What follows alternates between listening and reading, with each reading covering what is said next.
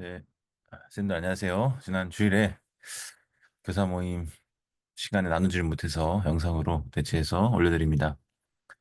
다음 주 본문은 갈라디아서 2장 17절로 21절 말씀이고요. 아래 나오는 그 20절 말씀의 일부, 내 안에 그리스도 이렇게 해가지고 제목이 붙여 있네요. 여기서 중요한 것은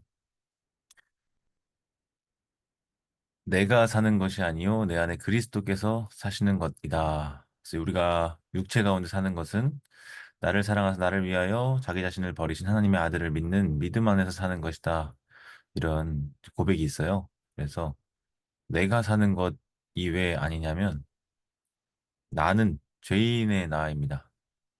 그렇기 때문에 그 죄인인 내가 그대로 죄인인 채로 살면 그 열매는 죄밖에 없어요.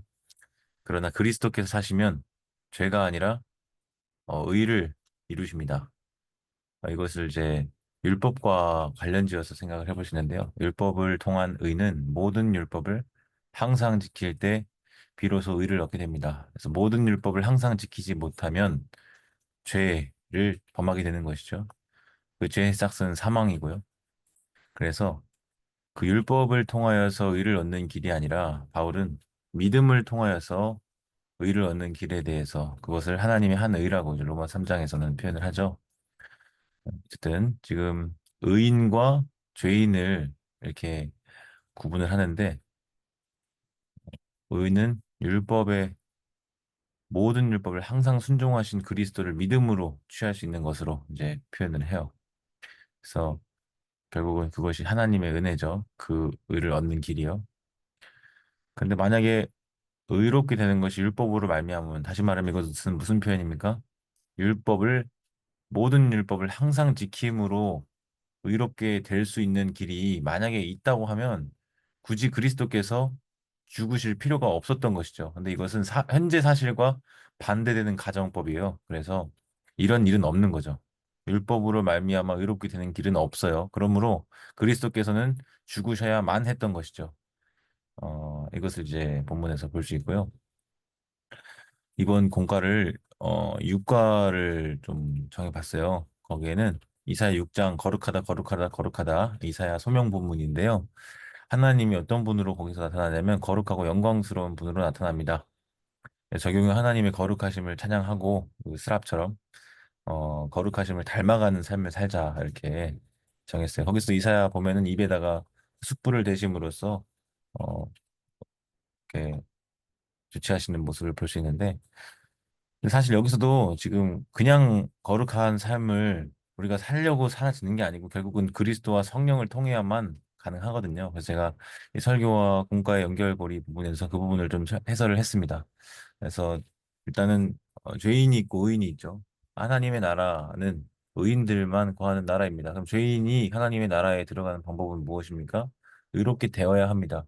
근데 의롭게 되기 위한 길이 율법을 통한 길이 아니라 그리스도를 믿음으로 말미암는 길에 대해서 지금 바울은 일관되게 이야기를 하는 거고요. 하나님은 어떤 분이십니까? 했을 때 그 하나님의 속성 중에 대표적인 것은 거룩입니다. 근데 이 거룩은 하나님과 사람이 공유하는 속성이라고 해서 그의 백성도 거룩한 백성으로 부르셨잖아요. 너의 택한 족속이 왕같이 사는 거룩한 나라다 이렇게 할 때도 그렇고 출애굽기 19장 모세 언약을 우리가 다룰 때도 하나님이 제사장 나라여 거룩한 백성, 그의 보배로운 소유로 이렇게 이스라엘 민족을 부르셨던 것을 기억을 할 수 있는데 하나님이 그의 백성의 거룩한 삶을 요청하신다는 거죠. 어떻게 우리가 거룩한 삶을 살아갈 수 있는가? 그것은 하나님의 거룩한 뜻에 따라 살아갈 때 우리는 거룩한 삶을 살게 되는 것입니다. 그 거룩한 뜻은 어디에 게시되었다? 율법을 통해서 게시가 되었고 하나님의 백성들이 율법에 대한 완전한 순종이 요청이 되는데 모든 율법을 항상 지킬 수 있는 사람은 없기에 오직 예수 그리스도밖에 없기에 우리는 이 예수 그리스도를 믿음으로 그리스도 안에서 거룩하신 하나님을 닮아갈 수 있다라고 말할 수 있는 거죠. 그래서 우리가 윤리를 말할 때요, 안 된다, 우린 죄인이다, 못한다라고만 말하는 것은 반은 맞고 반은 틀린 거예요. 왜냐하면 그리스도 안에서는 할 수 있다고 말할 수 있어야 합니다. 이것이 믿음인 거죠. 그래서 패배주의가 아니라 우리의 죄인됨을 인정하지만 그래서 유명한 격언 중에 루터가 우리는 죄인인 동시에 의인이다 이런 표현을 하기도 하거든요. 그래서 구원파나 이단 같은 경우에는 계속해서 이런 부분들을 찌르고 들어오는 거예요. 죄인이잖아, 죄인이잖아.